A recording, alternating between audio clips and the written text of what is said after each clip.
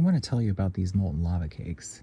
I first tried making them when I was 15 years old. Getting home from high school, I didn't really love life at home, had some issues, and baking was just my escape. I got really into it very quickly. And the lava cakes were the first thing I ever tried, and they came out so good. I could not believe how good they were. They made me feel special, like I was good at something, like I was talented, like I was meant to do this.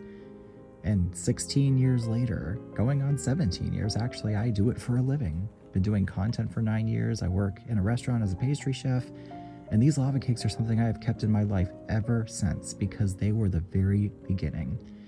They're really not that hard to put together, and they're such an impressive dessert that I've made countless times for so many loved ones, friends, family, and they're always amazed at how good they are. And I smile every time because it takes me right back to when I started baking, right back to when I was just discovering something about myself and saw that I was really good at something and this could become something. Little did I know, all these years later, it would be my entire life.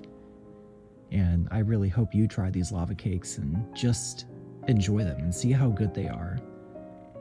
Because sometimes it's really just the simplest things in life that make you the happiest.